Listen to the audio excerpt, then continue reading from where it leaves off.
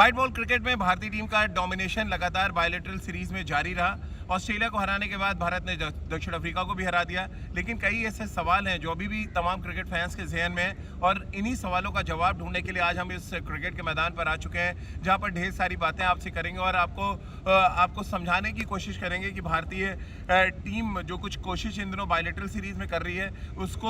कोशिश को अमली जामा मल्टीनेशनल टूर्नामेंट में आखिर वो क्यों नहीं पहना पाते। क्या ऐसी बड़ी वजह है जिसकी वजह से जब एशिया कप या वर्ल्ड कप जैसे टूर्नामेंट आते हैं तो भारतीय टीम की कलई पूरी तरह से खुलती हुई नजर आती है। तो चलिए सबसे पहले बात उस कमजोर कड़ी की कर लेते हैं जो दक्षिण अफ्रीका के खिलाफ ऑस्ट्रेलिया के खिलाफ निकलकर सामने आई, यानी कि इस वाइट बॉल के साथ शुरुआती ओवर में विकेट्स लेने की बात हो या अंतिम के 4 ओवर में बल्लेबाजों को कंटेन करने की बात हो। दोनों ही जगह भारतीय टीम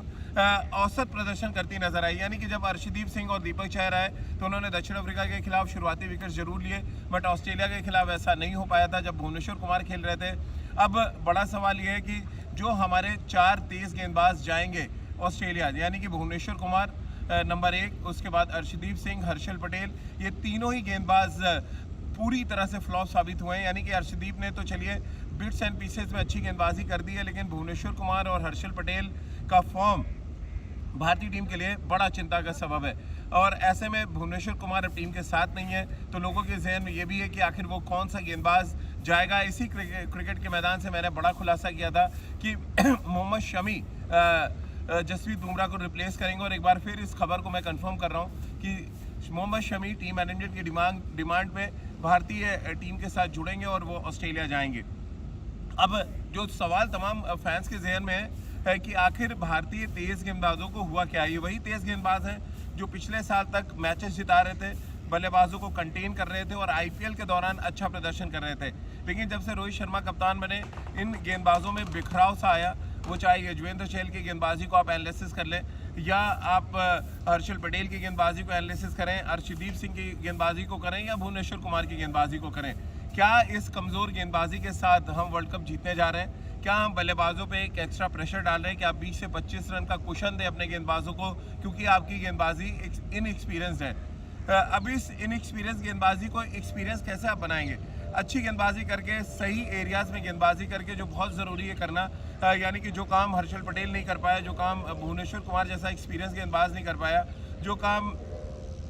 अर्शदीप सिंह को करना है, इन सभी को जाके प्रैक्टिस मैचेस में वहाँ क्या करना पड़ेगा। सबसे इम्पोर्टेंट है कि आप एक्स्ट्रा डिलीवरीज डालने से बचें, क्योंकि अब जो रूल्स आए हैं आप 1 ओवर भी एक्स्ट्रा डालते हैं या 2 ओवर अगर आप लेट होते हैं और उसमें एक्स्ट्रा बॉल्स का रोल होता है, यानी कि अगर आप 6 वाइड बॉल डाल देते हैं तो आप एक एक्स्ट्रा ओवर अपने विरोधी टीम को दे रहे हैं। जो हमने आखिरी मैच में देखा, हमने ज़रूरत से ज़्यादा एक्स्ट्रा बॉल्स डाली जिसकी वजह से दक्षिण अफ्रीका को कम से कम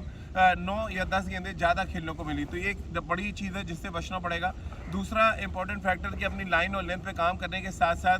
वेरिएशंस को थोड़ा और बढ़ाना पड़ेगा, क्योंकि हर्षल पटेल एक बड़ा एग्जाम्पल है जिनकी स्लो वंस लगातार पकड़ी जा रही हैं और उनको अब पढ़ पाना बहुत आसान हो गया है, इसीलिए उनको बैकफुट पर बहुत ज़्यादा मार पड़ रही है। पिछले 10 मैचेस में उनका एवरेज 10 से ऊपर चला गया है, यानी कि इकोनॉमी रेट लगभग 11 के आसपास पहुंच गया है,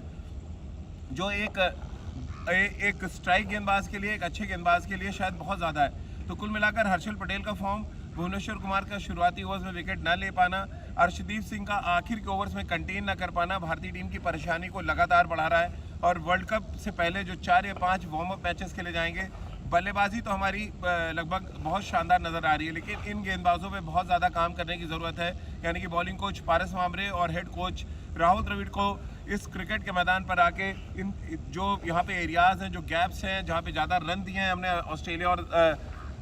दक्षिण अफ्रीका के खिलाफ, उन गैप्स को बंद करने की कोशिश करनी पड़ेगी और विकेट के एक तरफ गेंदबाजी कराने की कोशिश करनी पड़ेगी। यानी कि जो वाइट बॉल की लाइन अगर आप उस पर अगर लगातार गेंद को पिच कराएं और थोड़ा आगे करें तो शायद बेहतर होगा, यानी कि यॉर्कर लेंथ पे डालें, तभी आप बच पाएंगे। कुल मिलाकर भारतीय गेंदबाज दबाव में है वर्ल्ड कप से पहले और इस दबाव से निकलने का काम इन्हीं गेंदबाजों को करना है और शायद जो वार्म अप मैचेस हैं वो थोड़ा सा कॉन्फिडेंस भारतीय तेज गेंदबाजों को दे पाए।